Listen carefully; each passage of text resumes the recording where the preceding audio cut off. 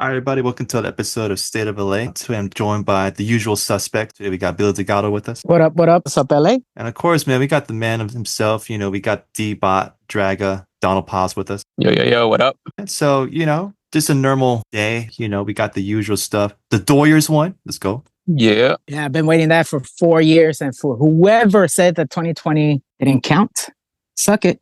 It did count. There we go. There we go. Oh, man. Yeah. We got to put that at the top of the ticket, the fact that Dodgers won, man. So what do you guys thoughts on this past season?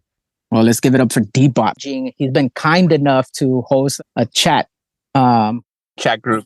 Yeah, via text. But Donald, your experience, my man. It was great. Unreal. I don't think in the last game that they won it on Wednesday, they were down 5-0. And I really, in my heart, thought, okay, this is coming back to LA on Friday, which means that if that was the case, the parade wouldn't be happening till Monday and we wouldn't be talking about it right now. But luckily, the Dodgers pulled it off in a really historic fashion. I think that game will go down in history in terms of like how it's viewed and all that. And man, I'll say this, like, of course, everyone went crazy Wednesday night. Billy sent me videos of popping bottles, celebration style. And then what's crazy is other friends also sent me videos similar to his.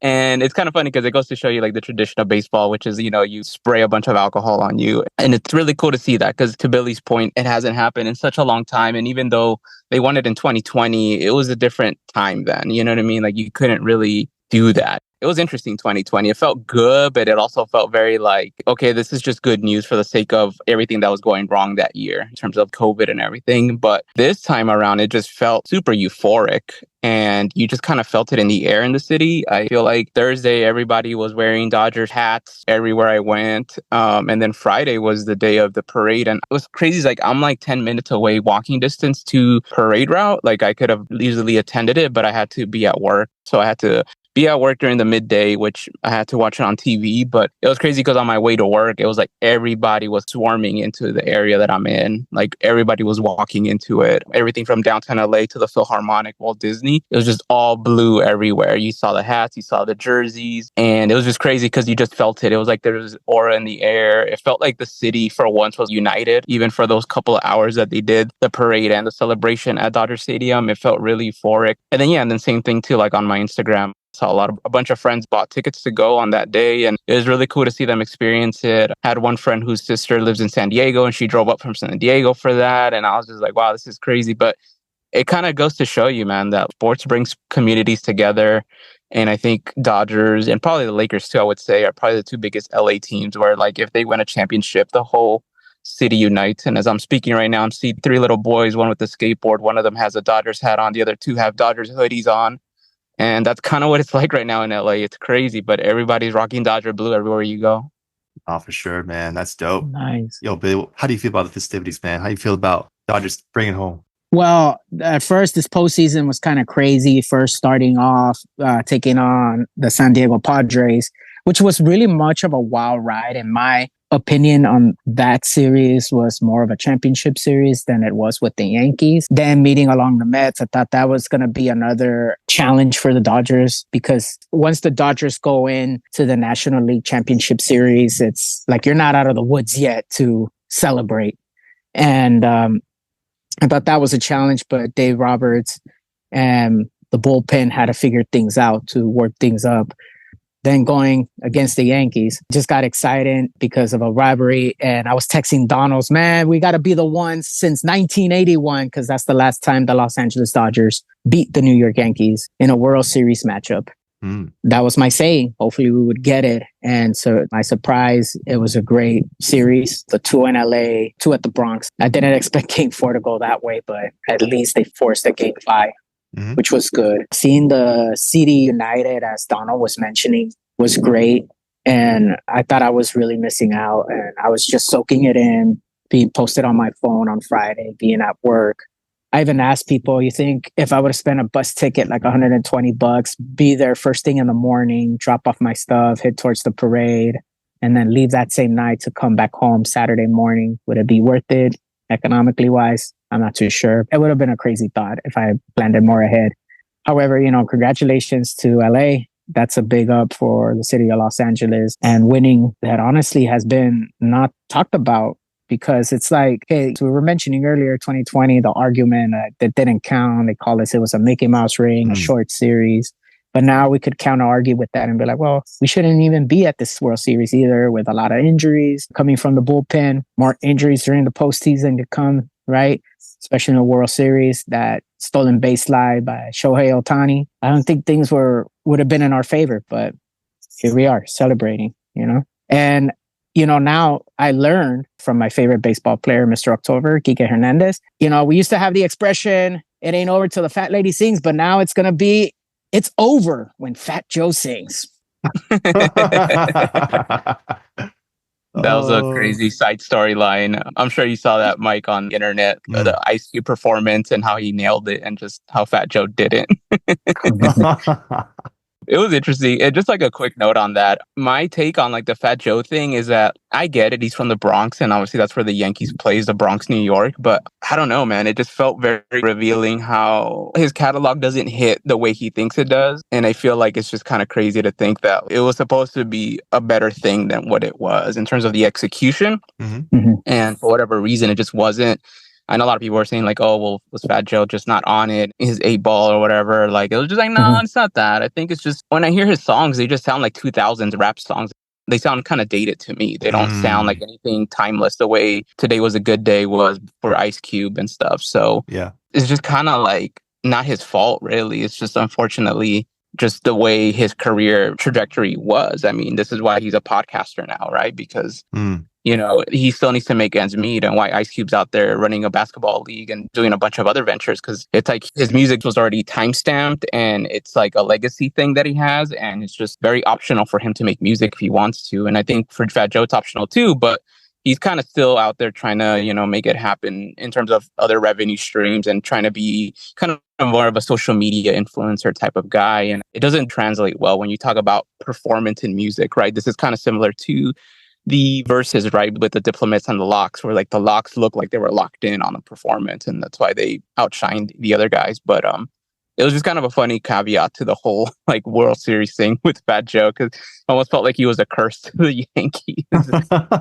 It's kind of sad because he's from the area and that's like home team. So it's just kind of funny to be like, no, like don't be villainized in that way. But fortunately, that's how it went down.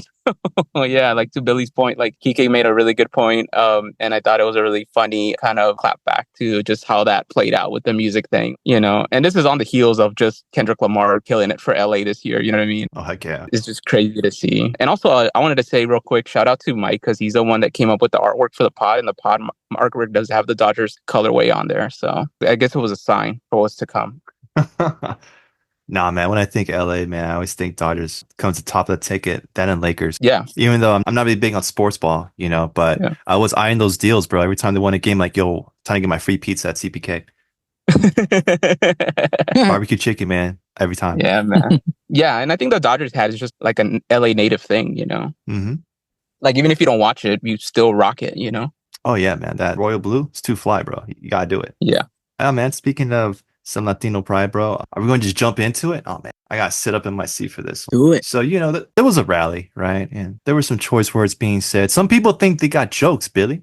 Some people think they're funny. I think it's still cool, like we still back in the 90s. I mean, if you're watching South Park, you maybe can make this joke, but I almost feel like just playing the audio clip and not even saying it. Yeah, but this guy, he had some choice words, and yeah, man, Billy's phone blew up. A week ago around this time, yeah, my phone blew up right off the bat, with a lot of people wondering, yo, man, what do you think of, Tony Hinchcliffe, right? And I was like, wait, let me do my research first. Because I wasn't really familiar with the guy, because his appearance at that rally looked very much different since Tom Brady's roast. So I didn't recognize him until I looked him up. And I had to do my background research on him. And he was like, okay, he's responsible for writing the roast of Justin Bieber and the recent one, Tom Brady, as I mentioned. I was like, oh, okay. So, this guy, he did his job by roasting, and that's what he did. The only problem, he did it at a Republican party. And then it started blowing up even more. My phone, is all over my social media. That was all they were covering last week. And then recently getting phone calls, text messages, and direct messages online. And I was already overwhelmed by the situation, because it was like, I digested it my way.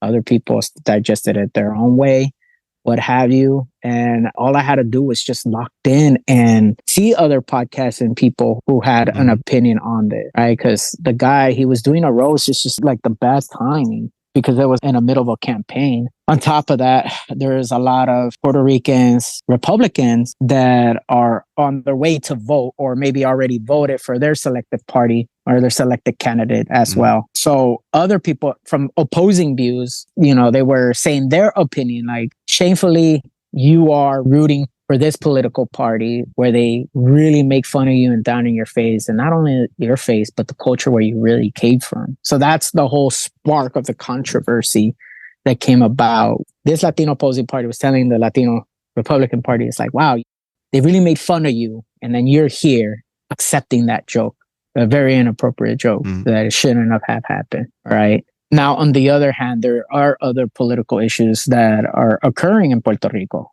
You know, the campaign right now for both parties, El PPD and PNP. And just to give you a brief background, what those political parties is right wing versus left wing. And their colors are also red and blue. Now, El PNP, which is blue, left party, they're the ones that have been in office for so long that people have discovered they have been stealing the votes by having the deceased registered and make their votes count. The last time there was an election for a governor, people have been speaking out on this and saying that those two parties are both one and the same because of corruption, take advantaging of people and taking away the valuable resources for people who go day to day. You know, the cuts on education, the cuts on doctors no longer getting jobs in Puerto Rico, living in the United States, people's being health on the line, and the electricity going on and off and power outages. That's just been one of the main issues. Kids going to schools without playground. Those are the political issues. So people are going more independent party. However, there's been a stream of young adults in the early 20s. They're going making lines to get their electoral card. To be a registered voter over there, you have to register and get an electoral card to have your voice count. However, this time was different. They made it more internet friendly, but people were still forming lines, staying 5 hours in lines, trying to get the electoral card. And people that had been there more than 5 hours, they had to get out of that line and then try another day because, you know, people had managed their time better. But the problem is the internet is not as reliable in Puerto Rico than it is over here. You know, that's a couple clicks away, then you're done. So there's that issue, right? But at the same time, you know, we look at one of the candidates, you know, like they're saying, okay, let's look at one of our main candidates, right? Jennifer Gonzalez. She is one of the leading candidates. And they ask her, well, you're a Trump supporter too, right? And look at the joke that happened right now with Tony Hinchcliffe. Like, what is your idea for that? And then she's trying to like slowly back away, you know, like while stepping on eggshells on the sensitive topic. And it says, you know, my mission right now is for us to be statehood, basically. You know, I want to endorse for the candidacy for the United States for us to become a state. People just had enough. And back to circulating about this opinion of what the joke was said, I don't really want to say it because that's just going to give promotion to Tony Hinchcliffe more than anything. This thing has gone viral long enough, and I think it's time to cut it off. And it's time for the people to make a difference and make a change.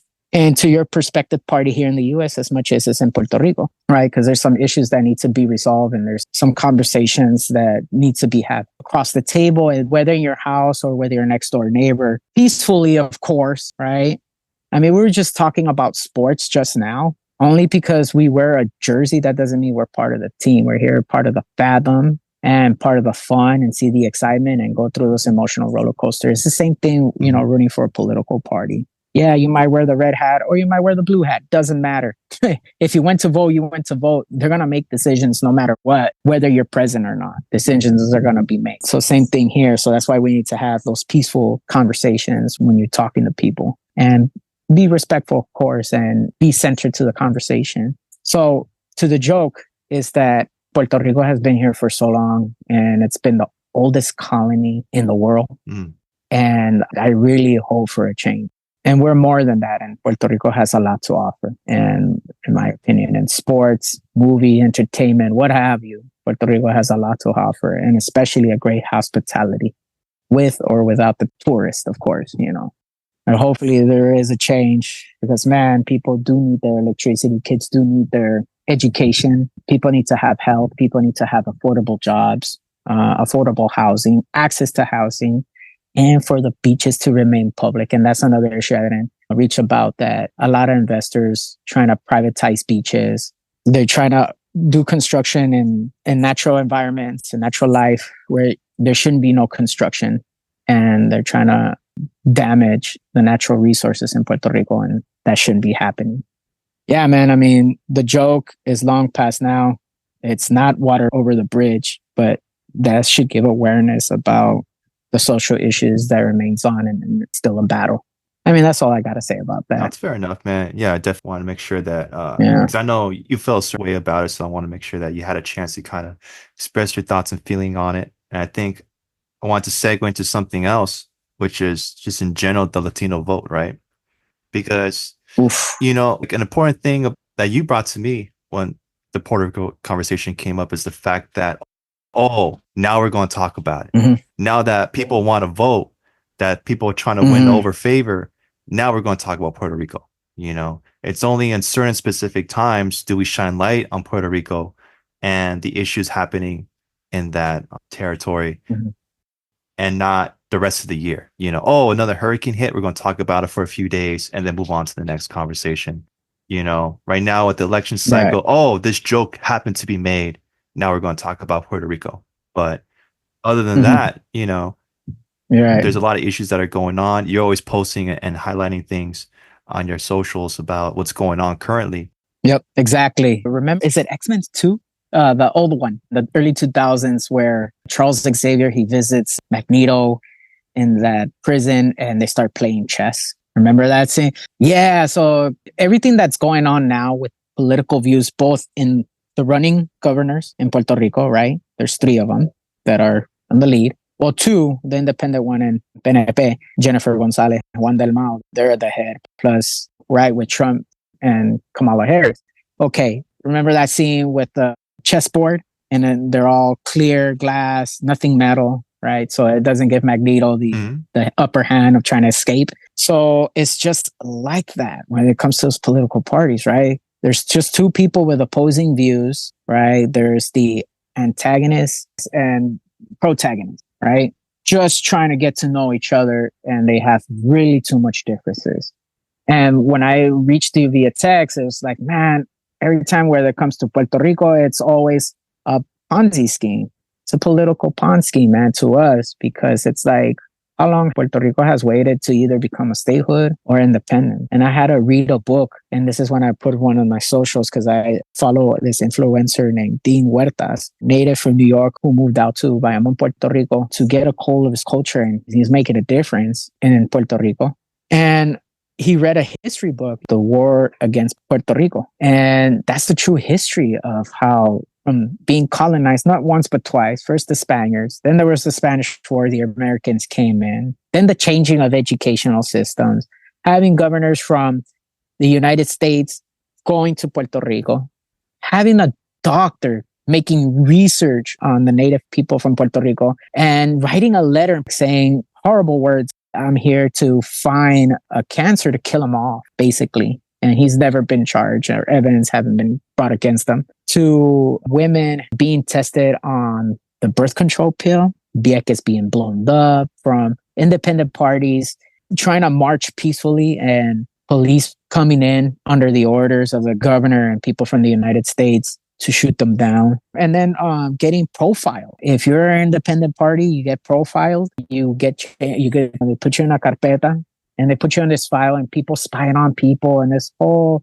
as the Puerto Rican expression goes, all this revolú, meaning all this mess. It's like, whoa, this is a lot of history. And since then, now with modern times, to tie it up, it's been a political Ponzi scheme. Because just recently, right, let's not go too far, like nearly 10 years ago, Puerto Rico had to file bankruptcy. Then Hurricane Maria happened.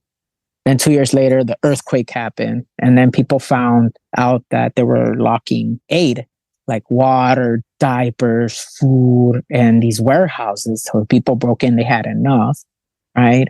To law 22 of people getting evicted from their homes, giving them 30 days to move, the cost of living rising. So now people finding aid of like, okay, can I go to the doctor? Yeah, you could go to the doctor, but your next doctor appointment is till next year or in 5 years from now until this time because there's not enough sufficient doctors and et cetera and et cetera. So that's when they talk about Puerto Rico. But on a day-to-day, when it comes to aid, I think you nailed it right on the nose, Mike, is that it's just every 4 years.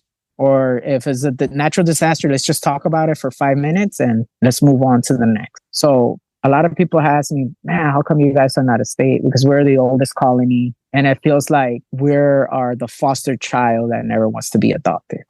That's my analogy, you know? Yeah, man. Puerto Rico is a big topic. I feel like I'll probably circle back to that another time to really dive into it. Oh, it is. But bring it back to the Latino vote, the pandering that we get. Because there's always this mindset of if you're a minority, you should automatically vote Democrat, right? I think that's a longstanding belief and kind of push that seems to happen for a while now. And every time I hear a family member tell me like, yo, why is there more Hispanics and also like the black vote going more conservative? And I was like, well, you can have people who kind of take a step back and think, well, what have they actually done? Have they followed through on their promises? What has actually changed? And we always get, if you vote us back in, a lot of things couldn't get passed. We couldn't get it through. But next time, if you put us back in, we'll make it happen next time. And I understand people who are fed up and upset by that. It's like the famous Einstein quote, right? The definition of insanity is doing the same thing over and over again, expecting a different result. So for them, it's like it's the sane response to say, you know what? My vote's going somewhere else. Yeah. There's been things said about groups like the NAACP, but I do think it's important for there to be a group that's put together. It's always difficult to suss out corruption because it's everywhere. You get people money and power. They just want to do whatever it takes to keep it. And sometimes the way to keep that power is to not really fix the problem. It's just to make empty promises instead. So, right. But I do think it's important for there to be like a Hispanic coalition for people to gather and express, well, specifically for our community, this was what needs to happen. And I think there needs to be a lot more of an effort and to really feel like your voice matters. I think that also ties into our whole get out the vote push, make sure that if you have any grievances or concern, if you're not sitting at the table, if you're not actually saying, hey, this is what needs to be fixed, if you're just going to sit there and complain, but you're not letting people know what your issue is, how you expect it to be fixed, how you expect things to change. So I understand people who feel apathetic and after a while, they don't feel like their vote matters. But I also feel like that's the con too, right? Is to make you think that nothing is going to get done. So why even participate? Why even try? Like half the time when we read stuff, especially if it goes legal, it's like a different language, like some of the stuff just doesn't make sense. And I feel like there's an intention to always misguide and mislead and not really know what's really going on. I think I attribute that to like the TikTok generation where there's a shift, and it's been one for a while, of just more transparency. Like what's really going on? Stop lying to us. Stop with the smoke and mirror. Stop with the misdirection.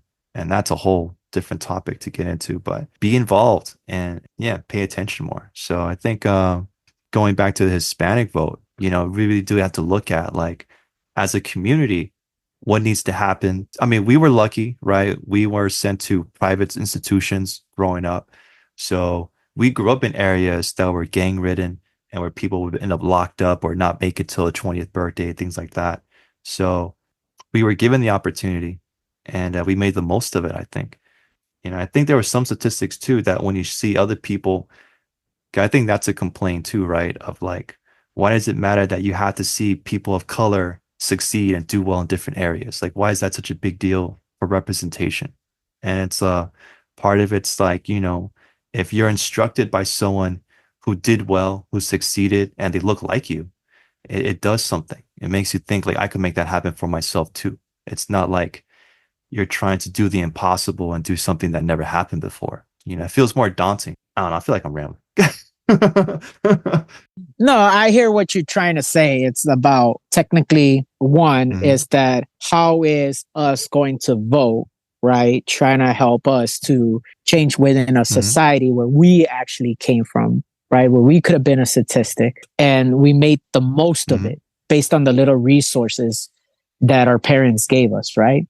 Then after that, for our community to grow, right, we had to find someone that looked like us, that talked like us, that came from our same community to say, hey, if that person was actually successful and we have all these little hurdles, barriers, ring of fires over here, we don't want to go through that pain, but we see this person right across from us being successful. Let me get the right steps to have that success that they have in order to change into my community.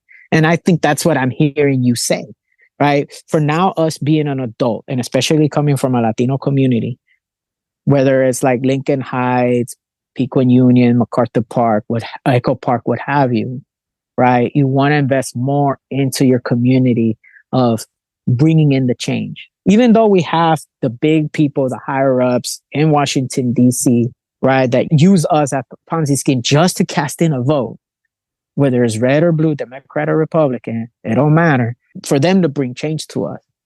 But if you look back, right, it's been almost 40 years since Reagan was in office. There's always been this conversation about the Latino vote and the immigration and how to support immigrants coming over here or respecting the lives of immigrants or going down to the border and bringing a positive change. It's always been a topic of conversation.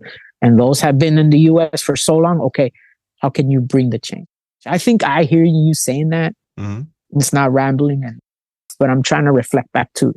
I'm hearing what you're saying. This is an important times that we're trying to shape and mold our society to reflect more on us, so we could have that conscious mind that change is coming. We always get the short end of the stick as a Latino community, even as the Black community too, right? That's what I'm hearing you say. I don't know if I captivated everything correctly. No, for sure. And you touched on immigration. Of course, that's a huge topic on the ballot. A lot of people have different views on it. At the end of the day, we all want the same thing. You know, we want to make sure that as many people who want to come here can come here through a process that's legitimate. And of course, that can be a mess, right? It can take years if you want to come in the legal way to get in here. And there's always different conflicts going on in the world where people are able to claim asylum to come here, because there's always war-ridden territories around the world that in some way we're kind of involved with or maybe responsible for, who knows? But yeah, there's always stuff going on. And I understand people are like, yo, man, how's this going to impact my day to day? And, you know, prices keep going up, interest rates. I just heard that they're going to do a reversal. Like they not that long ago brought them down a little bit and they're going to spike them back up. So, you know, we still want our groceries to be reasonable priced, and gas prices were skyrocketing like crazy not that long ago.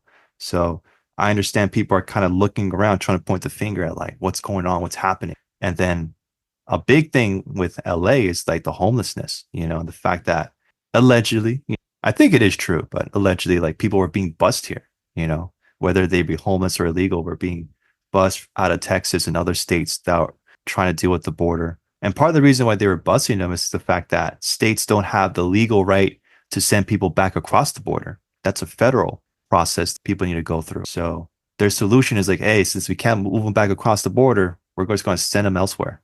And there's sanctuary cities. Okay, you're willing to take anybody? Here, we're going to dump them at New York, LA, and it's their problem now. So, you know, our homelessness skyrocketed way more than it should have after the pandemic happened. And that's not only LA, San Jose, Santa Clara County, and San Francisco as well, too. And Berkeley, too. So all the East Bay and the Bay Area, too, it has an fluctuation of homelessness, right? And yeah, we could go with the word allegedly here. There's two different type of buses. One for the immigration status, right? And the other one was for homeless. Yeah. So those are the two bus rides. Like I seen a video, kid you not, where a Greyhound was stopped in a state border and immigration was already there. Wow. And they forced the Greyhound bus to pull over and say, hey, where your paperwork at? Because you're in our state now. And I was like, well, we got a bus over here. And if you're traveling state to state, right, and you don't have the right paperwork, we got to bus you out. And they were being bused to Washington, D.C. So it could be more of a President Biden problem. And that was a frustrating thing, too, where you hear like a governor from Texas or Florida as well, is bragging about, look at them over there, how they can't get their situation handled. And it's like, well, you kind of made it worse for us. You're trying to say it's solely us to blame. So a lot of pointed fingers, a lot of, again, like the smoke and mirrors type of situation. But yeah, man, but looking into this stuff and really thinking for yourself, what do you think are the best solutions? Which candidate do you feel paints a picture that makes sense to you of what they want to do? And some of them have a track record you can follow. Others, you got to take their word for it. But it's nice to see the youth so invigorated and passionate about this stuff. And I'm just hoping in the near future, we see people make things more accessible to follow and understand and really see what's going on. And I think it's going to be all these independent journalists, it's not easy to vet them to see if they're legit or not, or speaking truth, but just having more people kind of like, head on a swivel, paying attention instead of just voting based on how people around them vote. Like, what do you think? Yeah, I think that's something that Donald and I and other people I always have a sit down and talk to is like, what do you honestly think about stuff? I don't care about what you saw on the post. I don't care about what your spouse or what your teacher, like, what do you think? I could tell if you're just quoting somebody, but how do you feel about stuff? What makes sense to you? A lot of these resources try to make you doubt your own opinion. They try to make you doubt your own logic. Nah, man, there's a power in that vote. We're a democratic country and people got to exercise that power and make sure that you don't lose it. There's different actors out there that seem to not want us to care.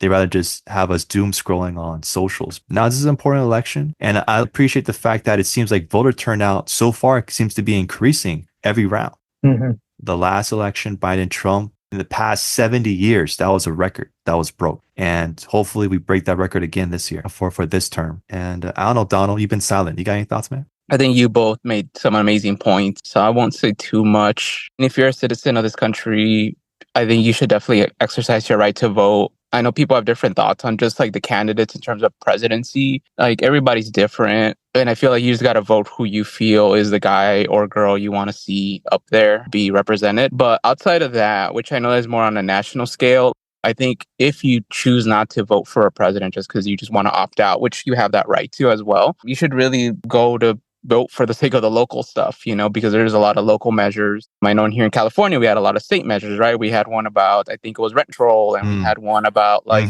affordable housing, and another one about like health nonprofits using their money for certain things or something like that. I can't fully remember. It's funny because in the moment I remember because I'm reading through it. The Medi-Cal one. Yeah. The Medi-Cal one. And these are things that I think affect us more day to day because, we do have either we are on Medi-Cal or we have family members on Medi-Cal or, affordable housing, rent control. We either are under, rent control buildings or we're trying to figure out how to make it more affordable.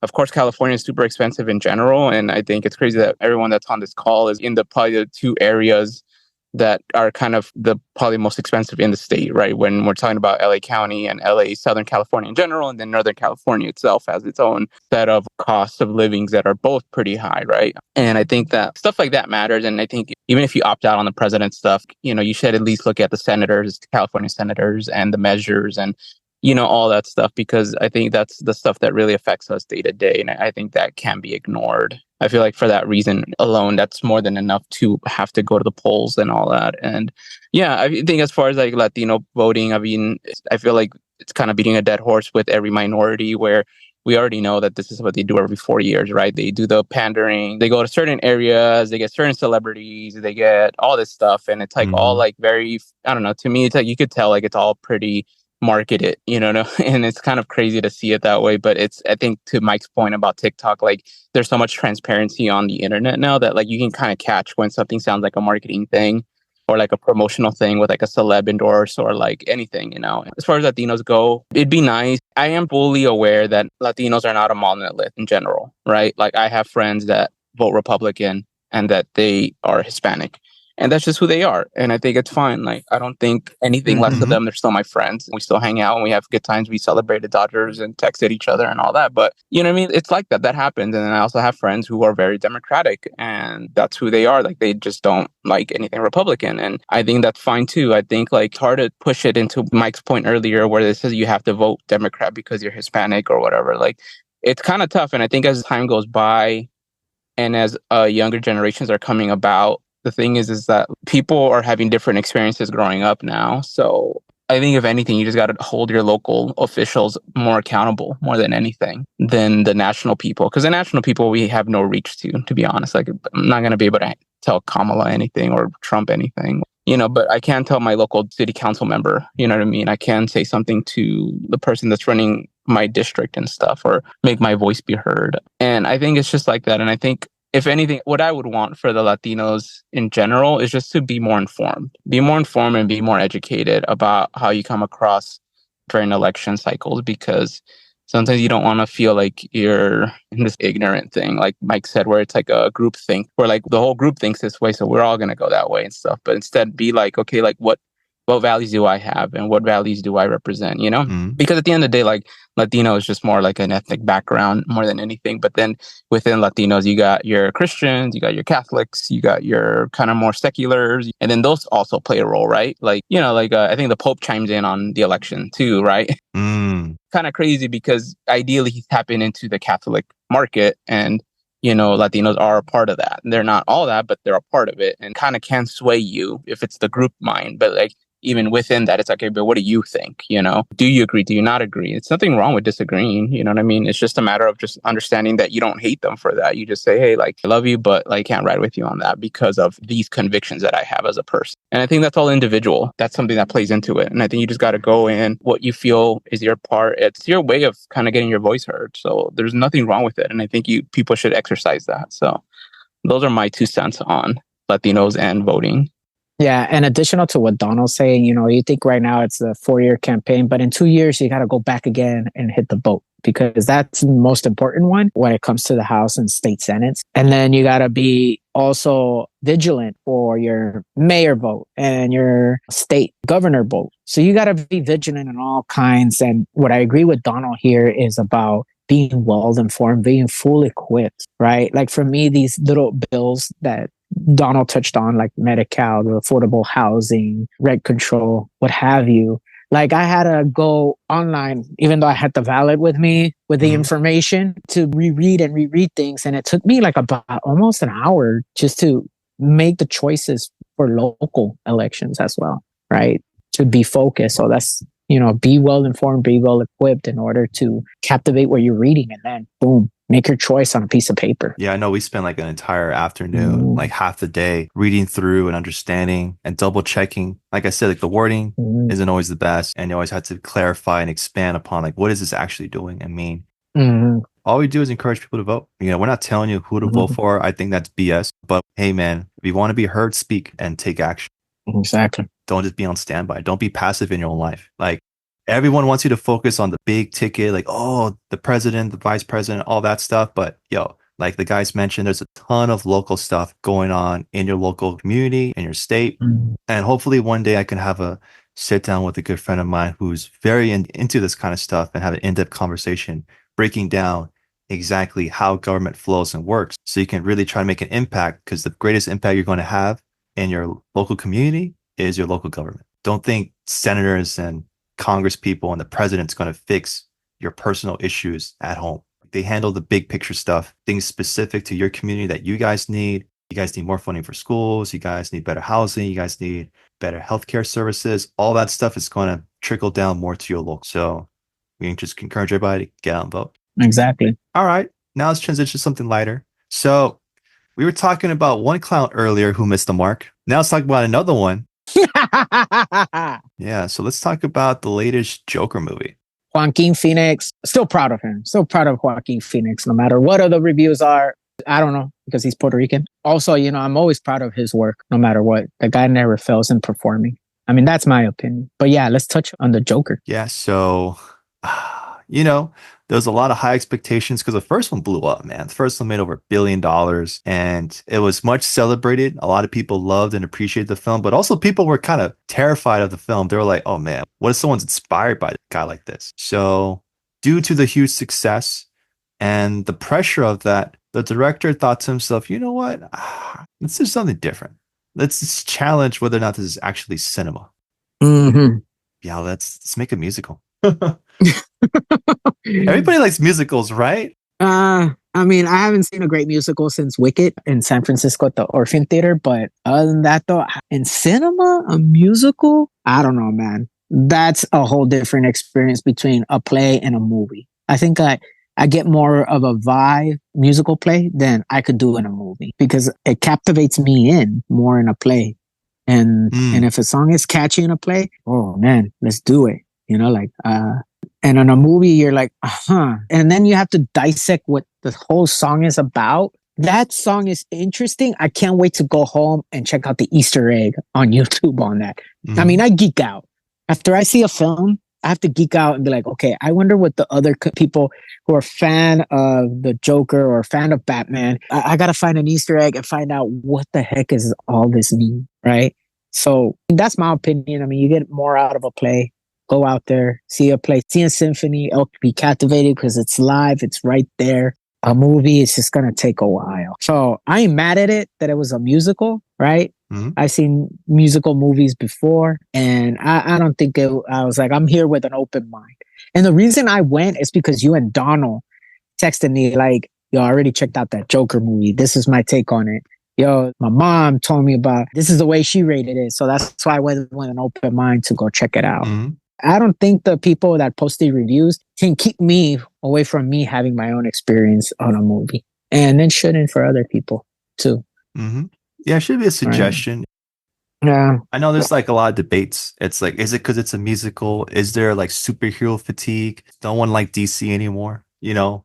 And it could be like a mix of all three. You know, I think superhero movies, I know people are more picky about them. They want it to deliver. And if early signs seem it's not it, they just don't want it to show up because that's been signaling a sign, right? Like that's what they always say, vote with your dollar.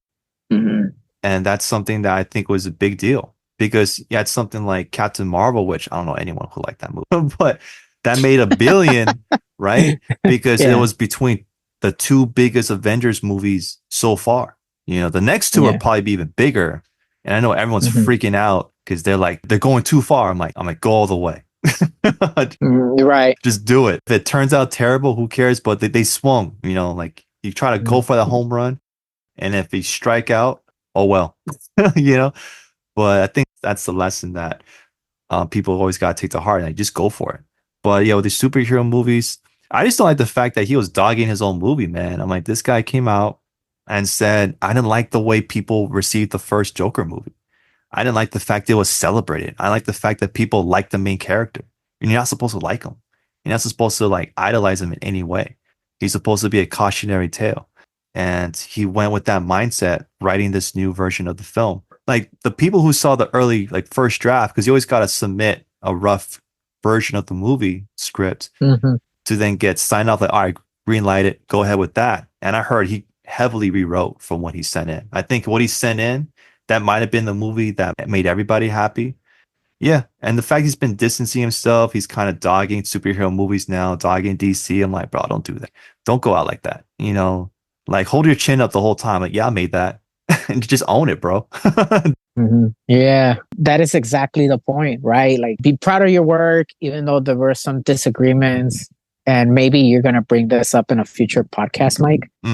About how directors, you got to go through your up and downs of making a film, and it's okay. People are going to still remember you. If you have selective fans, they're going to be with you to the end. Like, okay, maybe not this film, but this other film he made was pretty cool. Let me press play right away, right? So, I mean, superhero movies now it's been a great part of pop culture to see it alive because there's been a lot of huge teas, right? Since the 80s, 90s. Wanting more and more. And then, the early 2010s came in and boom, it just blew up to being the center of cinema attraction, the way I see it. But yeah, man, I mean, well, it was a musical. But I know there was more to the story than being offered. I went like this. I'm like, okay, the first one, because I saw the Easter eggs. I'm gonna be frank about it. And one of the Easter eggs that felt like it was a setting up to a punchline, like a Joker does in the comic book series before committing a crime, for him to get Batman's attention. And when he faces off Batman, punchline is said for Batman to laugh, because all Joker wants to do is make you laugh through the crimes that he commits. So that's why the success of this one, right? Of a lot of interpretation of the first one where Joker's talking to the social worker but the social worker ended up being like a psychologist or a therapist at the Arkham Asylum, right? At the end, and how he walks off and, in the hallway. And I was like, that was the punchline. It was a joke. He's a criminal. There you go. Surprise. Right.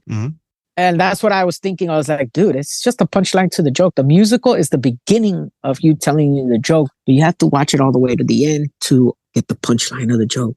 And are you going to laugh or you're not?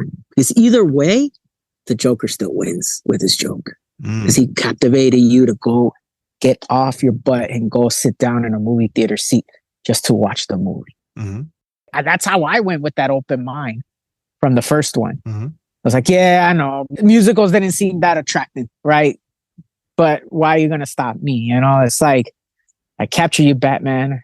And then you see Joker singing over the rainbow. No, you don't want that, right? You want the guy having a dialogue or a monologue with the Batman and really trying to see if he's going to kill him or not, right? But then what? As the stars started unveiling, what was the whole joke about?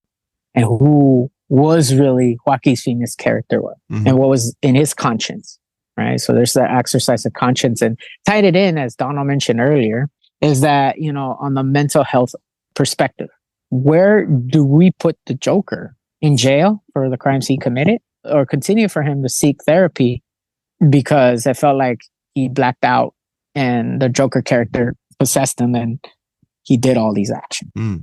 What's your take on it, Mike, when you were watching the film? It's weird because I'm one of the few who saw the first Joker movie. I'm like, it's all right. Okay. I thought it was cool. I liked the fact it felt a bit grounded, and it was just a version. That's the thing I appreciate when I see different versions of the Joker. Ever since Jack Nicholson took on the role, he's like, that's a demanding role. You lose yourself in it. That's why there are all rumors about Heath Ledger's passing. Like, was it too much for him? But people are like, nah, it's cool, man. He just loved it. I mean, he had his own personal demons that he had to try to fight through, but it wasn't the role. And there was so many great ones, like the classic Frank West Joker. I'm blanking on the actor, but he was an Hispanic actor playing the Joker. Yeah, I love a lot of the incarnations, man. And I think what he did with it was cool. Like Joaquin, amazing actor. See, right now it's out for like early digital release to watch. I'm still waiting for it to be a rental to check it out myself. But I looked at tons of reviews and opinions on it just to kind of get a grasp on what hit the mark and what possibly didn't. And at the end of the day, it being like almost 50-50 musical, I think that's definitely a mistake. The fact that some people weren't really that happy with Harley, but that's going to be expected. There's still fanboys who have Margot Robbie's poster on their wall. Whether or not she looks like Harley, oh man, she has her fans. And yeah, it's a shame that he didn't care about setting up or leading to a third film. Feels like he's done with it. Yeah, I'm curious. I have some like things I'm going to be looking for when it comes out that I'm going to be looking for and seeing how I feel about that. But at the end of the day, I'm like, yo, swing and a miss, bro. Like, just go for it. It's that weird argument I hear people say. It's always the same thing. They don't do anything different. All right, here you go. Something completely different. That's not a superhero movie. It's got to have this, this, and that. I'm like, well, man, make up your mind. Like, if you want to be open, be open. If you want to see different, check it out. Because there was so much hate towards the film. The first one had the same issue, too. They showed it early at a film festival. A lot of critics trying to pan it, trying to make it sound like it's not all that. And then when it came out, the fans loved it, and it got a huge praise. And it did really well at the box office. So they try to do the same thing this time. So I just don't know if, like the cinema files, the people who are very much into movies or cinema, they try to just downplay it and dog it just because it's a superhero movie. I almost feel like there was that energy going into it. But I think the fan base, knowing it's a musical, I wish Lady Gaga fans would show up, man. They show up for her albums and her tours, but they don't show up for her movies. That's a shame because I know she really wants to be like a new Barbara Streisand kind of deal. I hope she does more film. That's what I'm hoping. Yeah, I hope she's not discouraged, man. Hope she keeps going until something works. Because I hear that she does do good performances. It's just people aren't showing up for her movies. Yeah, and that's a shame. I always be looking at if there's actors I like or performers I like. I keep following their career and see where they go. And it's always amazing to see people continue to get work, whether they're just a TV actor, a film actor, or they're an actor who can do both. You know, Comic can drop a dope album and still come out in a movie. Marching next to MLK or something, you know, that's dope. So Yeah. I think it's amazing when they can do both successfully. You know, be a recording artist and be a movie star. That's dope. And it's not easy. So I think we have harsh criticism on stuff, but you know, at the same time, it's your money, it's your time. Those are both valuable. So if you are very picky about what you want to check out, that's fine too. But again, you know, I just have a huge thing about groupthink. If you just behave a certain way because other people are, you know, like when the early reviews were coming out and you were like, I don't know, Mike, I don't know if I should check this out or not. And I'm like, well, dude, just do it, man. My mom liked it. And I was like, yo, check it out. Just keep these things in mind when you're going to go see it and just be open to what you're going to see. And that's just my stance on it. Yeah, I ain't going to hate on it. I haven't seen it, so I don't know if I like it or not going to like it. But at the same time, you know, Greatest Showman, let's go. Huge jacked man can't do no wrong.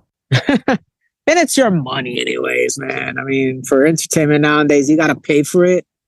But if you just have a Coke and a smile and a bag of popcorn, I think you just sit down and relax and get yourself distracted, man. That's what the movie's there to help you escape, whether it has a musical or just relax. Enjoy the ride. I mean, that's what I'm grateful for, that nowadays there is people who really invest their time in watching a movie and then give you all the Easter eggs. Cool. You know? Yeah, it's fire. You know, the people who do that, you know, right now I'm really caught up with a lot of other stuff, but it'll be dope to do stuff like that. Just be like Easter egg rich and just go dive in with people who are super into it. And it's passion, bro. People like that. That's why those videos do super well on YouTube, because people enjoy someone just being lit up and passionate about what they're talking about.